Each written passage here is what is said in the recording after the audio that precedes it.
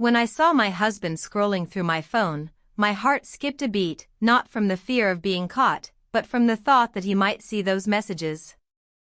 The ones I had forgotten to delete. I reached for the phone, trying to snatch it from his hand, but he pulled it away effortlessly, his eyes narrowing as he kept reading. I watched his face shift, line by line, word by word, and I felt my entire life crumble in seconds. Yes, now he would discover the truth. But not the whole truth. His hands trembled slightly as he swiped further, and I knew he was about to stumble upon the one message that would destroy everything, or perhaps confuse it all beyond repair. My phone suddenly vibrated in his grip, and a new notification popped up. I saw his face drain of color as he read the sender's name. He froze.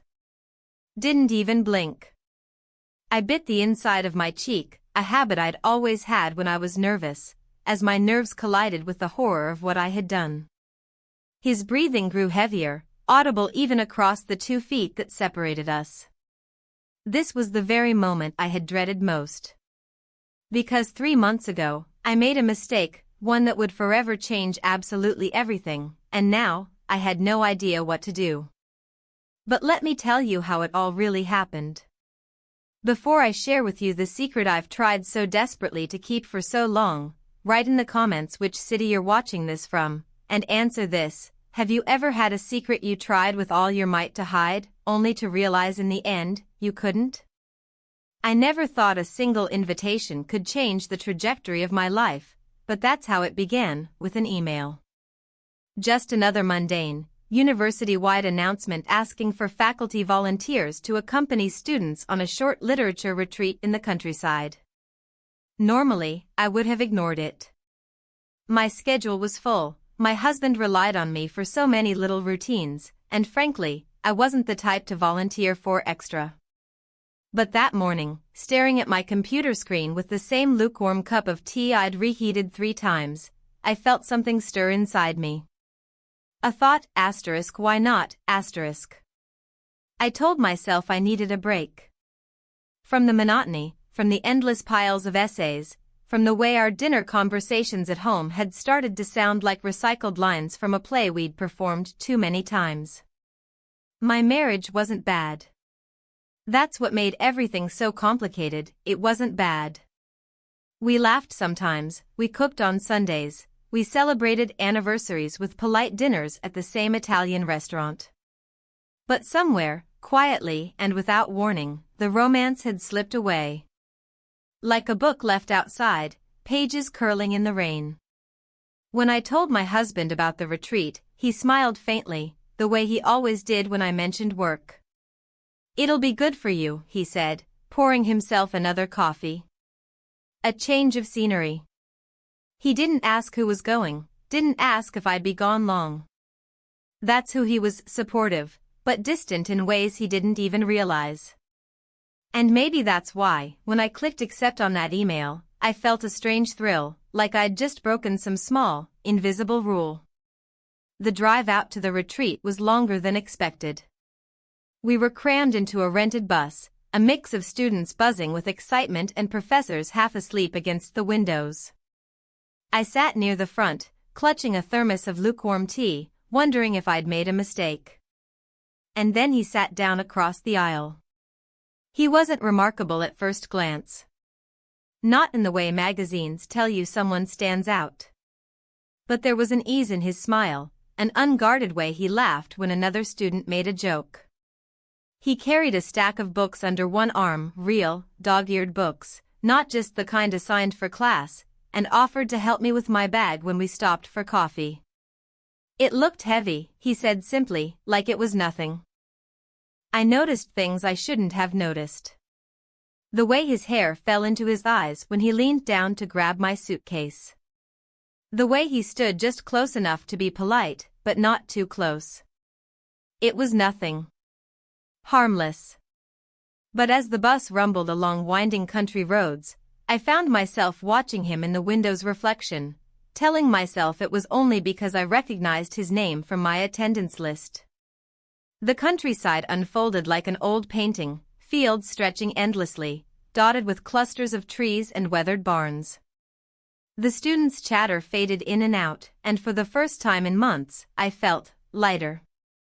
As if stepping out of my own life, even briefly, gave me room to breathe.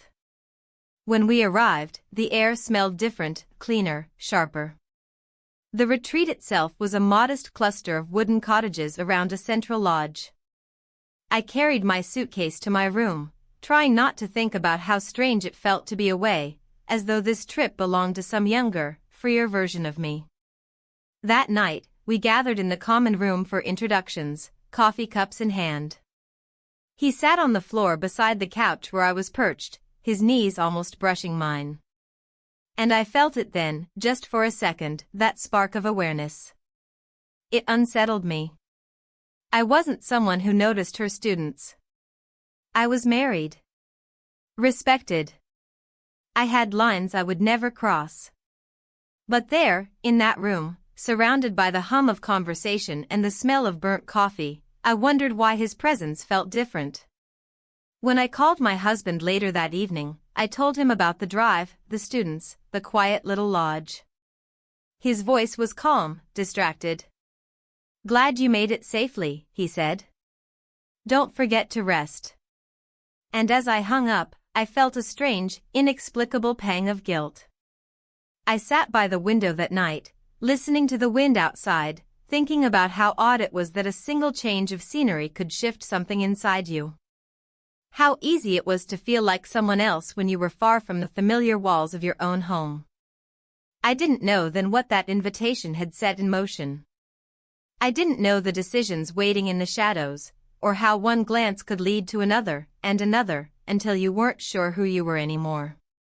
But as I lay in that unfamiliar bed, staring at the wooden ceiling beams, one thought kept circling in my mind, quiet but relentless: what am I really looking for? The second morning at the retreat began in the kind of disarray that only happens when too many people share too few resources. The pipes groaned, the walls carried every sound, and the thin curtains let in an early, sharp sunlight that felt almost intrusive. I woke up earlier than I meant to, mostly because of the clatter of feet in the hallway and the muffled voices of students already rushing to claim the first showers. The air was damp from last night's rain, and the small room felt more like a cabin on a ship than a lodge in the countryside, tight, enclosed, every movement magnified. I pulled on my robe and sat on the edge of the bed, listening. Doors opened and closed, laughter echoed faintly, and somewhere down the hall someone knocked over a bottle of shampoo. It was chaos, but the kind of chaos that reminded me I was away from home, away from the quiet, predictable mornings with my husband sipping coffee in the kitchen while I scrolled through my emails. Here, the air felt unsettled, unpredictable. I hesitated before heading to the shower. There was a sense of vulnerability in sharing these communal spaces, like an unspoken reminder that privacy had limits here. Still, I gathered my towel, some clothes, and walked down the hallway, hoping to catch an empty bathroom before the line got too long. The tiles were cold under my feet, and when I found one door ajar with no sound inside, I stepped in, grateful for the small reprieve from the noise. The steam built slowly as I turned on the water, testing the temperature, waiting for the pipes to stop sputtering. When the warmth finally came, I let it run over me longer than I meant to, as if I could wash away the restless energy that had followed me from the night before. My mind wandered, to my husband's voice on the phone, to the easy smile of that student on the bus, to the strange, almost guilty thrill of being here. I didn't hear the footsteps at first. The water drowned out the sound of the door opening, and for a moment, I thought I imagined the creak of hinges. But then I felt the shift in air, the subtle drop in temperature that only happens when someone enters a space they shouldn't. I turned, heart suddenly hammering, and there he was, standing frozen in the doorway, holding a towel and a startled look that mirrored my own. For a second, neither of us moved. The moment hung between us, stretched thin by shock and something else neither of us wanted to name. He started to stammer an apology, his words tumbling over themselves, but he didn't step back immediately. His eyes, though hesitant, didn't dart away fast enough. And I, God help me, didn't rush to cover myself as quickly as I could have. It was only a handful of seconds, maybe less, but it felt much longer. A pause heavy enough to press meaning into a scene that should have been nothing but an accident. I finally reached for the towel, wrapping it around me, and that seemed to break the spell.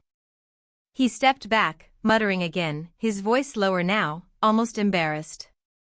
But even as he turned to leave, the image of that moment burned into me, the way the steam curled around us, the closeness of it, the shock in his face mixing with something far more dangerous. When I stepped out of the shower a few minutes later, my pulse still hadn't slowed. I told myself it was just awkwardness, that we would both forget it, that it was the kind of misunderstanding anyone could laugh off. But deep down, I knew it wasn't that simple.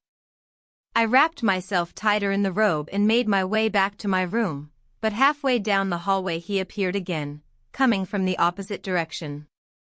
The corridor felt too narrow, the walls too close, as we passed each other. He stopped, like he wanted to say something, then shook his head. "I'm sorry," he said, voice steady now but quiet, as if even the walls might overhear. I nodded, ready to brush it off, but my words came slower than I wanted. "It's fine," I said, though it wasn't really fine, not in the way I meant it to be. There was something unspoken between us now, something that couldn't be folded neatly away like a sweater you never wear but keep in the back of the drawer. The day carried on, but it didn't feel the same. At breakfast, the table felt crowded, the chatter louder, yet somehow I could only hear him. He sat across the room, talking easily with the others, but his eyes flicked toward me once, maybe twice. Each glance felt like a weight, a reminder of what had happened, and of what we weren't saying.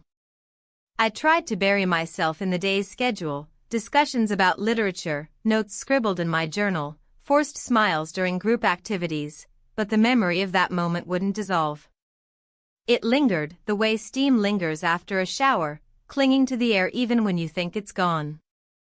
That evening, when most of the group had wandered outside for a walk, I found myself alone in the common room, a book open in my lap but unread.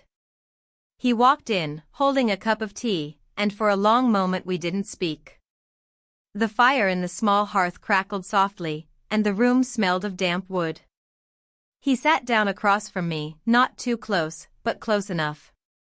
There was no small talk, no forced words to fill the silence.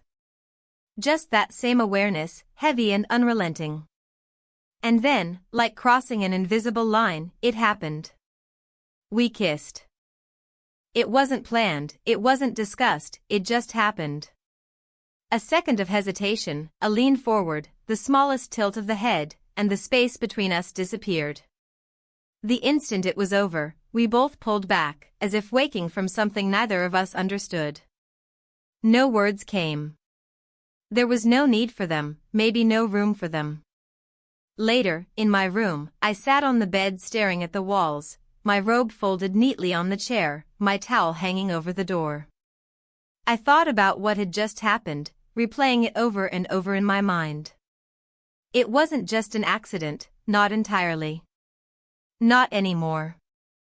And for the first time since I'd left home, I felt the full weight of what I was stepping into, not with fear exactly, but with the quiet, sharp awareness that nothing would be simple after this. The morning after that kiss felt both unbearably normal and unbearably strange, as if the world had split into two versions of itself and I was somehow living in both.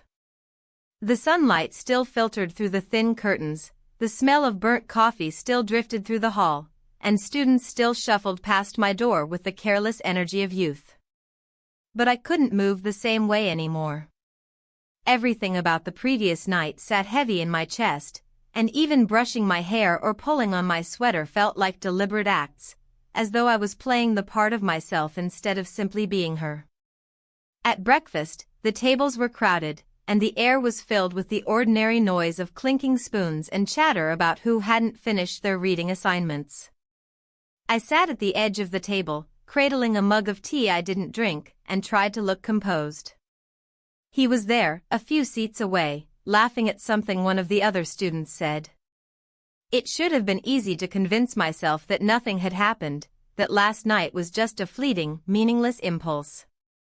But when he glanced up, just once, quick but unmistakable, I felt that glance like a touch, and I knew that whatever it wasn't fleeting. I avoided his eyes for the rest of breakfast, but that only made me more aware of him. Every time he stood, every time he poured water into his glass, every time he pushed his chair back, my body reacted before my mind could. It was ridiculous, and I hated myself for noticing. The day stretched out long and awkward.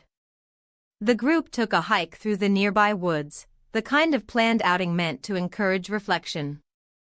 The students took photos, made jokes, darted ahead to explore, and I stayed toward the back, telling myself it was because I wanted to keep an eye on everyone.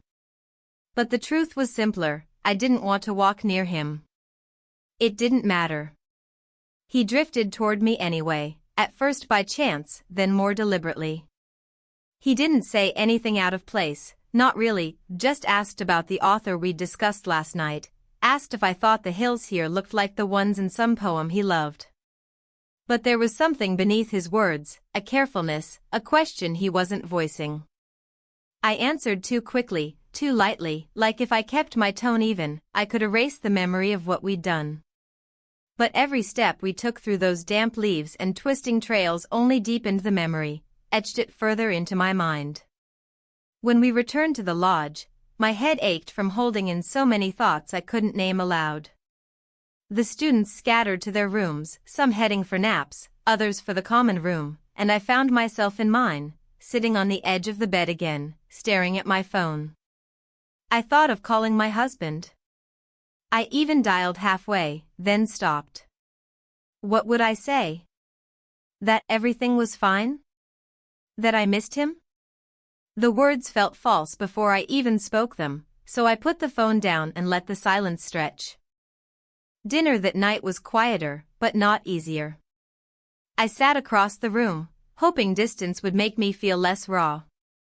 But the more I tried not to notice him, the more I noticed everything else, the way my fork clinked against the plate, the hum of the lights overhead, the uneven scrape of chairs on the floor. I was too aware of myself, too aware of the space around me, and every little thing felt like a reminder of how much had changed in so little time. When dinner ended, I escaped to the lounge, hoping that reading in a corner might settle my mind. The fire was low, the room dim, and I thought I might finally find some kind of peace. But then he walked in. He didn't sit right next to me. He didn't need to. Just his presence in the room shifted the air, made it heavier somehow. He picked up a book from the shelf, flipped it open like he was interested, but his attention wasn't really on the pages. And neither was mine. We didn't speak for a while. That silence felt both safe and unbearable. I couldn't leave, though. I don't know if it was politeness or something else holding me there. When he finally looked up, our eyes met for only a second. But it was enough. Enough to bring everything back. I tried to think about home. About my husband, about the life waiting for me outside these wooden walls. I pictured our kitchen, the quiet clatter of mugs in the morning, the familiar sound of his voice. I wanted that image to ground me, but instead it made me feel like a stranger in my own life, like I'd already stepped out of it without meaning to. Later, lying in bed, I stared at the ceiling, listening to the muffled laughter of students in the hallway. The kiss replayed in my mind over and over, not the way it happened, but the way it felt. And the way it made me wonder what would come next. I told myself, again, that it didn't have to mean anything. That I could stop it all now, return home, and lock it away in some dark corner of memory where it couldn't touch me.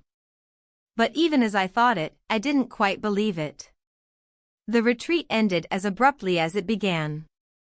One moment I was standing by the lodge's window, staring out at the mist rising from the fields, and the next we were loading bags into the bus, folding the last remnants of that strange, suspended reality into suitcases and tote bags. The students were louder on the way back, their voices bouncing off the narrow bus walls as they recounted the trip like a series of punchlines and inside jokes.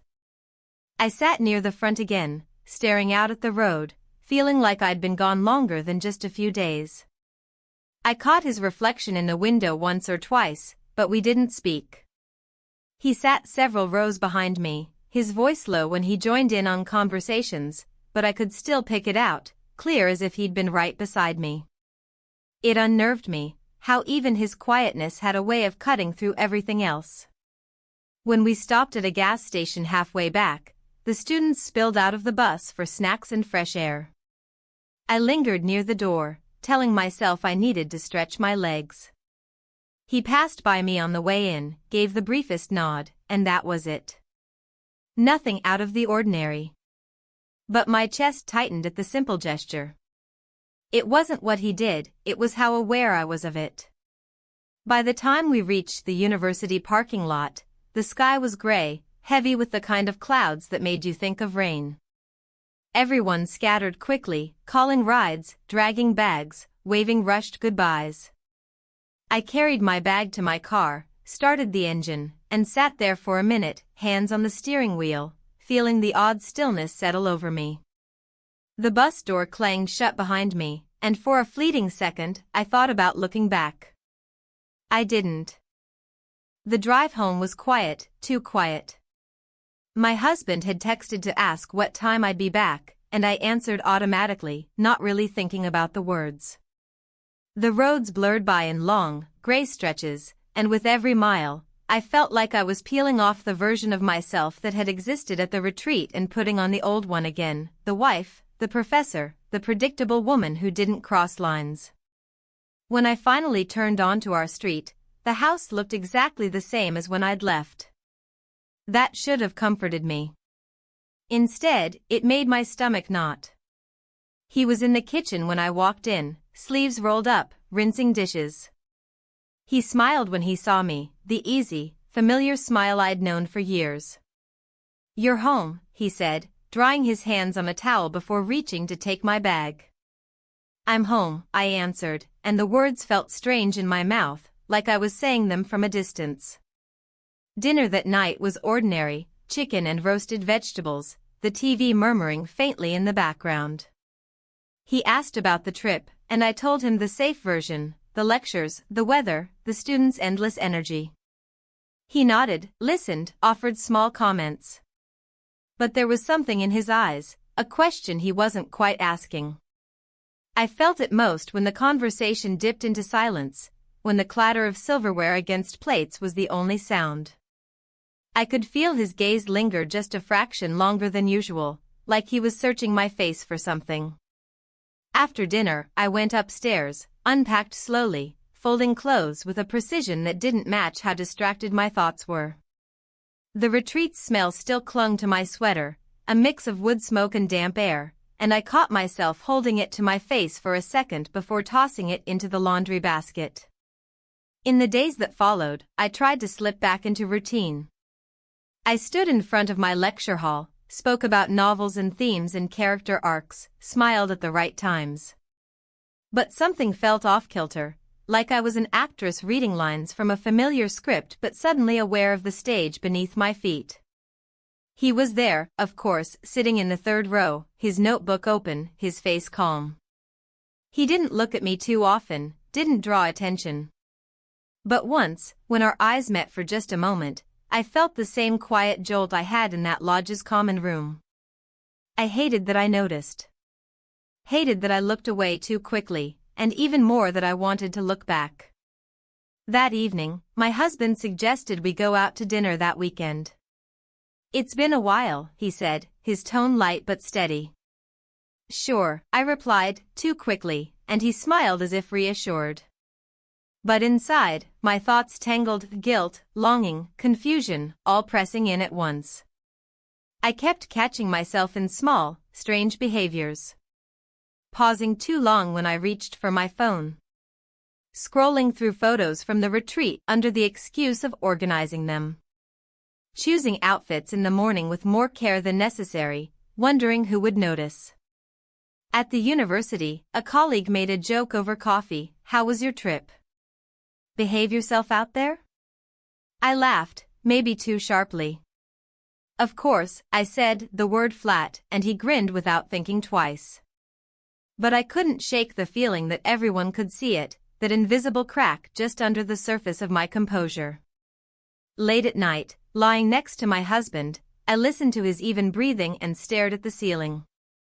The familiar rhythm of our life should have calmed me, should have felt like safety. But instead, it felt fragile, like a thread I was already tugging without meaning to. The retreat had ended, but something in me hadn't returned. The week after I returned home was a blur of routines that didn't feel like routines anymore. I moved through them like someone trying to recall the steps of a dance she'd once known by heart, but something was off, something that made even the familiar feel awkward. My husband and I settled back into the usual patterns: morning coffee, shared dinners, the quiet comfort of two people who have built a life together, but my mind kept wandering. I'd fold laundry and catch myself staring out the window, or I'd chop vegetables for dinner and suddenly realize I hadn't heard a single word of the podcast playing in the background. He noticed, of course. He didn't say much, but there were little questions in the way he looked at me, as if he was trying to figure out what had shifted. Once, he paused mid-sentence while we were eating and said softly, "You seem far away lately." I smiled, reassured him, said I was just tired from the trip. He nodded, as though that explanation was enough, but his eyes lingered on me for a beat longer. At the university, the days moved slowly, and yet every hour felt weighted. The first time I saw him again after the retreat, I felt my breath catch before I even realized it. He was waiting outside the classroom, leaning against the wall with a book open in his hands, the same easy calm he always carried. But now it was different. When our eyes met, the air between us shifted in a way I couldn't pretend not to feel. He said good morning with the same politeness as any student might, and I answered just as politely, but underneath those words was everything that hadn't been said since we'd returned. I tried to avoid being alone with him. I stayed after class talking to groups. I walked the long way around campus to avoid chance encounters. But avoidance only made the tension sharper. When we finally did find ourselves in the same room, just the two of us, the end of a seminar, the others gone, it felt like an inevitability, not an accident.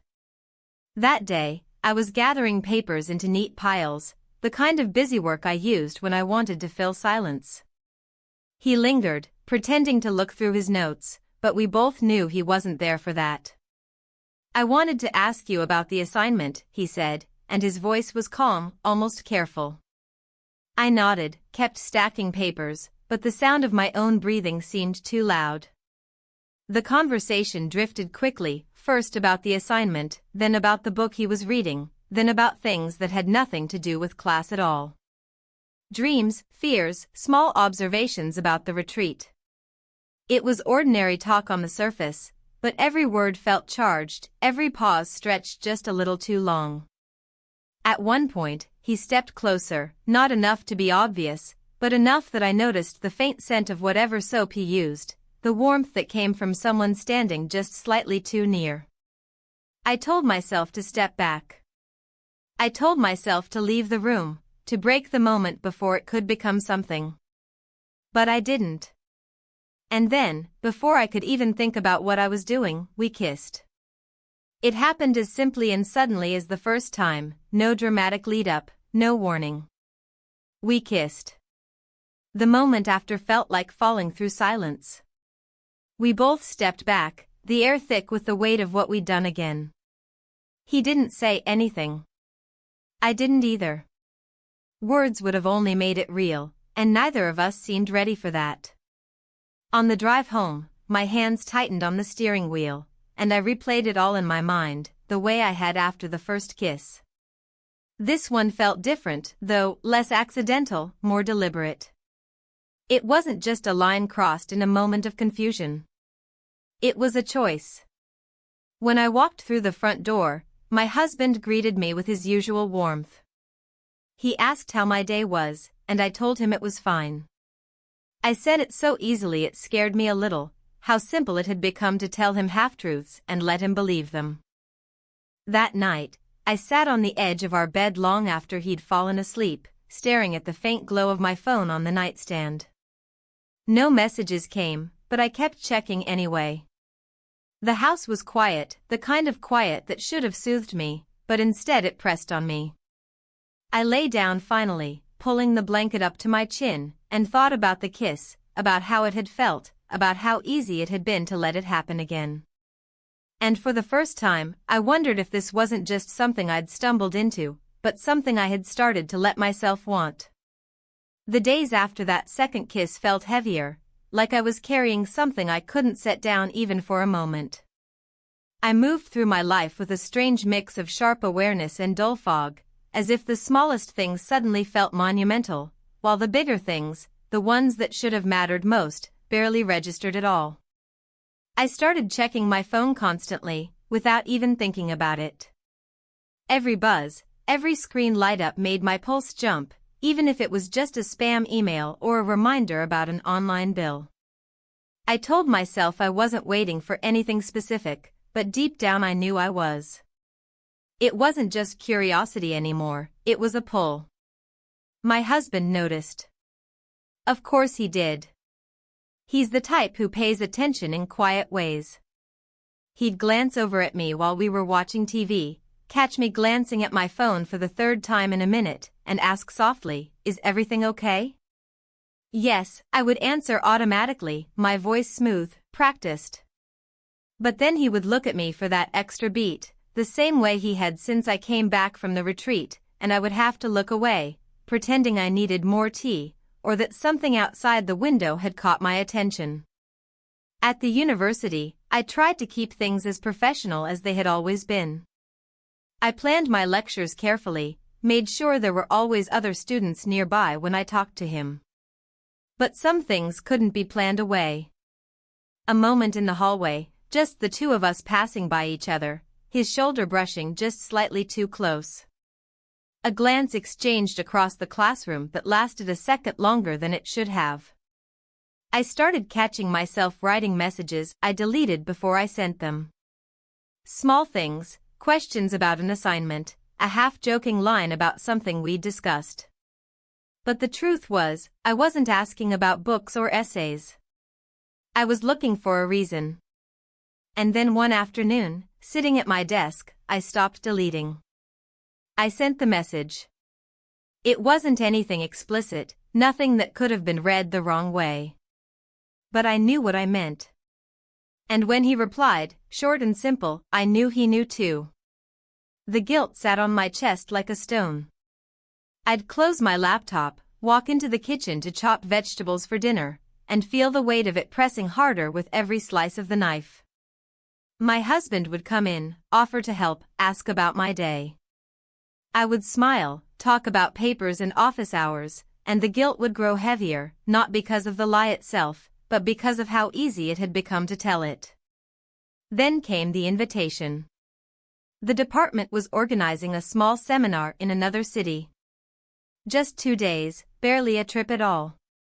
But when I saw the email, I felt that flicker again, the same one I'd felt when I agreed to the retreat. I told myself it was work, just work. But deep down, I knew better. I mentioned it at dinner that night, my voice light, casual. "It's just a short thing," I said, and my husband nodded, like he always did. "It'll be good for you," he said. The same words he'd said before. I heard myself promise I'd only be gone for one night, that it was all straightforward, that there was nothing to worry about. My voice didn't waver. The next day, as I packed a small bag, I felt the hum of anticipation under my skin, and I hated it. I hated that I felt it, and I hated that I didn't want it to stop. At the university, he lingered after class. He didn't have to say anything, not really. Just a few words about the seminar, about how he might be there too, about how these events are always better with someone familiar. His voice was calm, but the undercurrent was unmistakable. That night, after dinner, my husband asked if I was excited about the seminar. Excited? I repeated, almost too quickly. Just to get away a little, he said, not looking at me, just rinsing his plate at the sink. Yes, I said quietly, and I wasn't sure if he heard the way my voice caught. I went to bed with my mind spinning, staring at the ceiling long after the room went dark. The quiet of the house felt fragile, like it could crack open at any moment. I turned on my side, looked at my husband sleeping next to me, his breathing slow and even. I reached out, touched his shoulder lightly, then pulled my hand back before he stirred. I closed my eyes, but all I could see was what was coming next, and the part of me that didn't want to stop it. The seminar was only supposed to be 2 days, but packing for it felt like I was preparing for something much bigger, something heavier than a simple work trip. I told myself over and over that it was just another obligation, a professional commitment, but the way my hands lingered on certain clothes, the way my pulse quickened when I zipped the suitcase, it betrayed me. My husband carried the bag downstairs for me the morning I left. He didn't say much, just the usual small talk, but I could feel him studying me. There was a pause when he asked if I had everything I needed, and I answered too quickly, too brightly. His eyes stayed on me for a moment, then he kissed me on the cheek and said, "Drive safe." The drive to the city was long, the kind of drive where the road becomes almost hypnotic. I kept my hands tight on the wheel, watching the landscape shift from familiar suburbs to long stretches of highway, then to the crowded streets of the city. My phone sat on the passenger seat. I told myself not to look at it. The seminar was being held at a modest hotel, the kind that tried to look elegant but felt slightly impersonal, with muted carpets and walls painted in soft, safe colors. I checked in, collected my room key, and walked the quiet hallway to my room. The suitcase handle felt heavy in my grip. When I opened the door, the room smelled faintly of furniture polish and the stale chill of too much air conditioning. A single queen bed, a desk, a chair by the window, it could have been any hotel room in any city. I stood there for a long moment, staring at the bed as if it were a question I couldn't answer. I told myself to focus on the seminar. On the lectures, the presentations, the other professors I'd be expected to make small talk with. But even as I unpacked my bag, I could feel it, that undercurrent of anticipation, the knowledge that he might already be here, or that he would be soon. By evening, the hotel lobby was buzzing with attendees checking in, name tags dangling from lanyards, polite conversations filling the air. I spotted him almost immediately. He wasn't looking for me, not openly, but the moment our eyes met across the room, it was as if the chatter around us faded. We spoke briefly, in the way two colleagues might. Nothing improper. A comment about the long drive, a remark about the crowd. But beneath those words was the same unspoken current that had been there since the retreat, stronger now, impossible to ignore. Later, when the evening session ended and people began drifting back to their rooms, I found myself standing by the elevator. He was there, too. The silence was louder than any conversation. The elevator doors opened. I don't remember who stepped in first, or if either of us even said anything. What I remember is the quiet hum of the elevator as it climbed, the feeling of my heart hammering against my ribs, the way we didn't look at each other but didn't look away either. When the doors opened on my floor, I stepped out. He followed. The hallway was long and empty, the patterned carpet swallowing the sound of our footsteps. I stopped at my door, keycard in hand, pulse too fast. And then, the thing I had told myself wouldn't happen, the thing I had convinced myself I could control, happened. We spent the night together. Afterward, I sat on the edge of the bed, the room silent except for the faint hum of the air conditioner. I stared at my suitcase in the corner, the zipper half open, as if I might get up, pack, and leave. I didn't. Instead, I stayed still, the weight of everything pressing down on me, my thoughts loud and relentless. This wasn't a moment I could dismiss or bury. It wasn't something I could tell myself had just happened by accident. This was a choice. When morning came, the sunlight looked too bright through the hotel curtains, the world outside too ordinary for how much had changed. I dressed quietly, my movements slow, as if making too much noise might make everything real. I looked at myself in the bathroom mirror before leaving the room. I didn't look different. Not really. But I felt like I'd crossed a line that couldn't be uncrossed, and nothing about me would ever feel the same again. The drive home from the seminar felt endless, as if the road itself knew what I had done and was stretching itself out to make me sit with it longer. The car was silent except for the sound of tires on asphalt, and even the radio, which usually played softly in the background, stayed off. I couldn't bear the chatter of voices or the distraction of music. My thoughts were loud enough. When I pulled into the driveway, the house looked exactly as it always did, same curtains in the windows, same faint squeak of the gate when I pushed it open. But stepping inside felt different, like I was walking into a version of my life that no longer quite fit.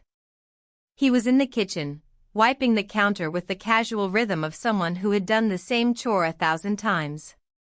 He turned when he heard me and smiled, the kind of warm, steady smile that should have comforted me. "You're back," he said, setting the cloth aside. "I'm back," I answered, and the words tasted strange in my mouth, like I was repeating someone else's line. He reached for my bag, asking if the seminar had gone well, and I told him yes, though the word felt thin and weightless. That night, we ate dinner together the way we always did. He asked questions about the sessions, the people I met, whether the hotel was comfortable. I answered, my voice calm, careful, but every word felt like I was building a wall between what I was saying and what I couldn't say. There were moments when he looked at me a second too long, and I wondered if he could sense something different in me. Maybe it wasn't anything obvious. Maybe it was just the way I held my fork, the pauses between my sentences, the way my eyes drifted for a second when he spoke. Later, after the dishes were washed and put away, I went upstairs to unpack. I folded my clothes neatly, the movements deliberate, like I could fold away the thoughts crowding my mind. The suitcase still smelled faintly of the hotel room, and for a second I just stood there, staring at it, as though it might betray me somehow. In the days that followed, I tried to slip back into my life, but nothing felt the same. I woke up each morning to the same alarm, drank the same tea, stood in front of the same bathroom mirror, but I felt like a stranger in my own routines. At the university, he was there. Of course he was. Sitting in the classroom, quiet, composed, as though nothing had happened. And maybe that was what unsettled me the most, how easy it was for him to move through the day like everything was normal, while I felt like I was carrying something so heavy it changed the way I stood, the way I breathed. He didn't look at me often, not in any way someone else would notice.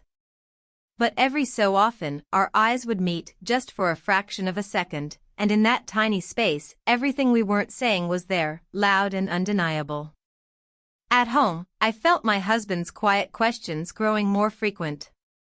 He never asked outright, never accused, but his words carried a weight I couldn't ignore. "You're quiet lately," he said one evening as we sat in the living room, him with a book, me pretending to watch TV. "Just tired," I answered, forcing a small smile. But he didn't look convinced. He studied me for a moment longer, then nodded slowly, as if to say he'd let it go, for now. I started noticing my own habits more than ever. The way I checked my phone when I thought no one was looking.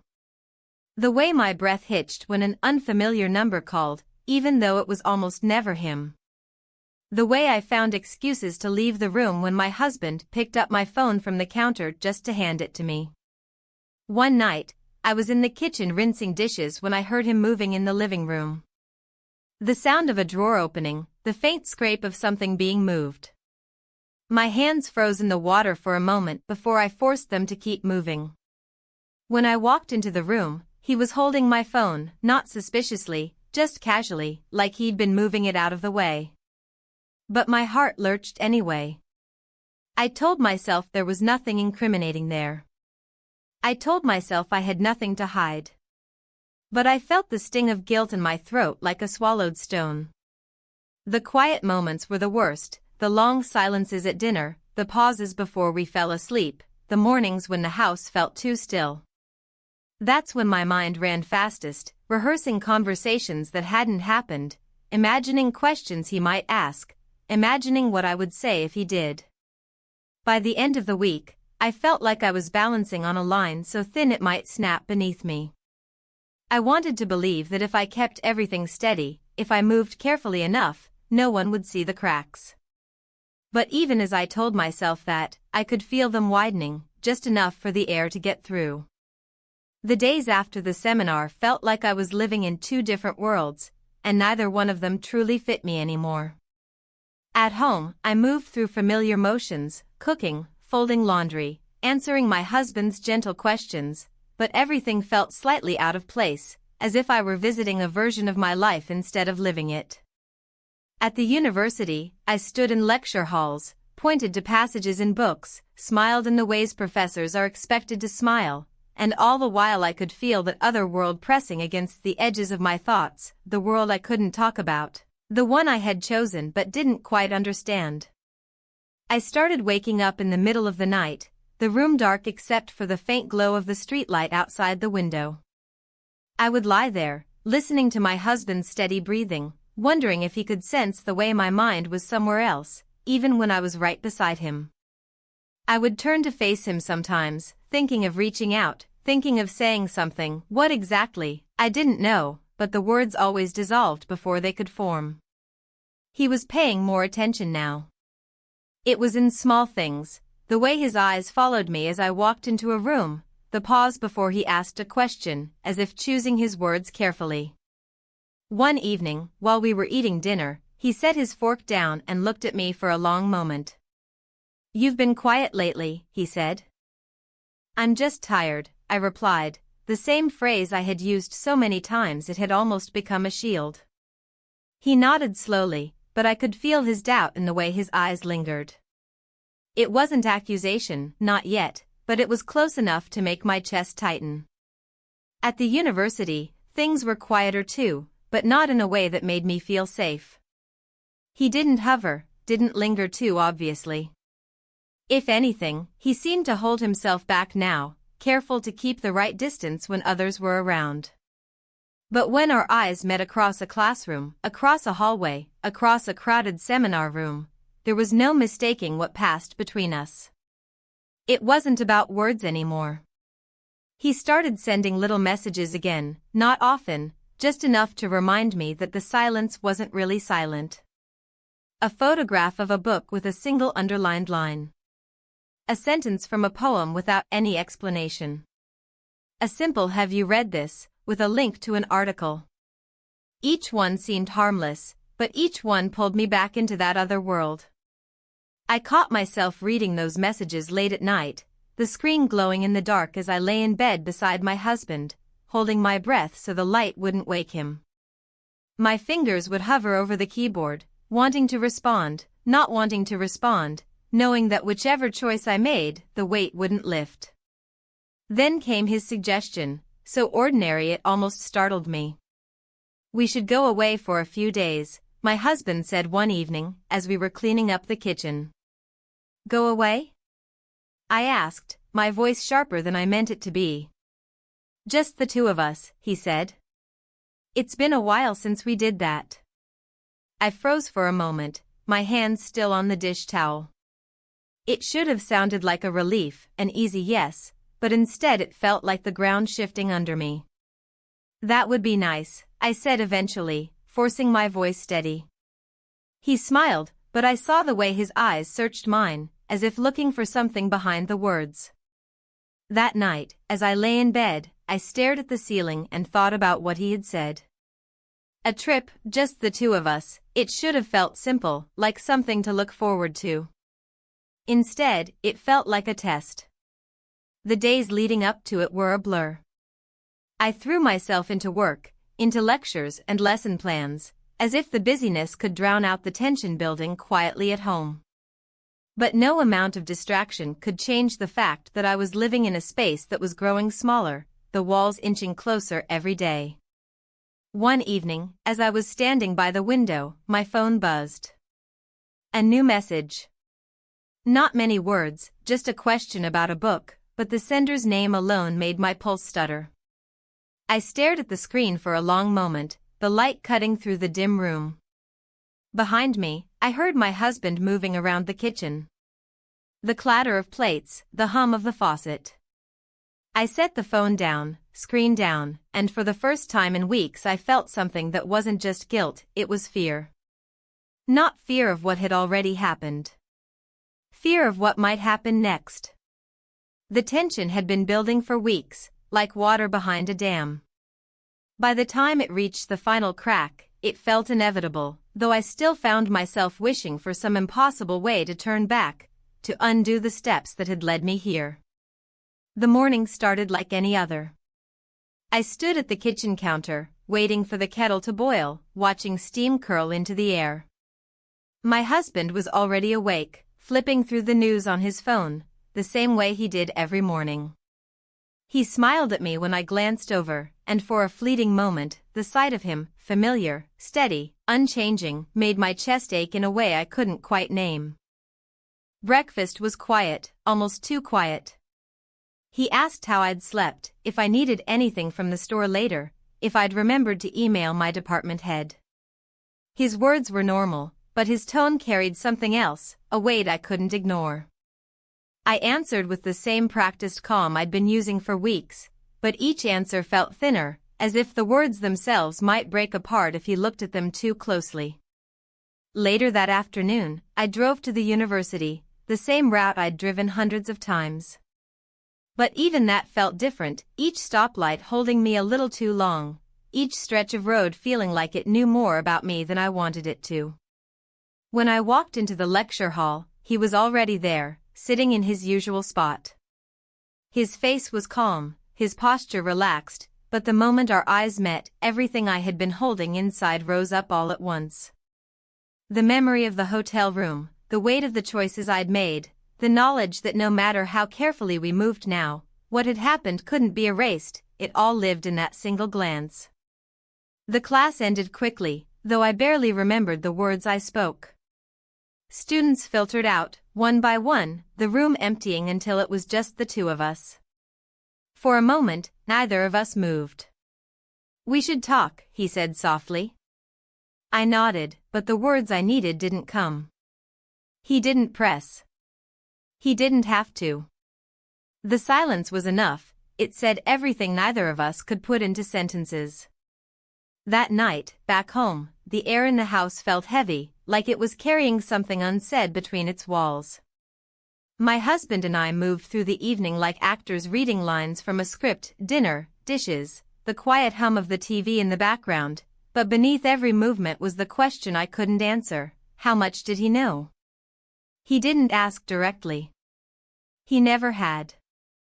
But there were moments, his eyes lingering on mine a beat too long, his hand pausing on the back of a chair, his voice catching for just a second, that told me he felt something had shifted, even if he couldn't name what. After dinner, I went upstairs and sat on the edge of the bed, staring at my hands resting in my lap. My phone sat on the nightstand, screen dark. I didn't reach for it. For the first time in weeks, I didn't want to. I thought about everything: the retreat, the messages, the hotel, the way I had let myself step past every line I thought I would never cross. And I thought about him, the man I had promised my life to, moving quietly around the house downstairs, trusting me in ways I hadn't deserved. When he came up to bed, he didn't say much. He kissed my forehead lightly before turning off the light, and that small, familiar gesture nearly undid me. I lay there in the dark, listening to his breathing, staring into the blackness, feeling the weight of what I had done pressing against my chest like a stone. I wanted to believe there was still a way back, still a way to gather the pieces of what had been broken, but I didn't know if I believed that anymore. What I did know, what I couldn't escape, was that nothing would ever be the same again. And maybe the most terrifying part was that I didn't know what came next.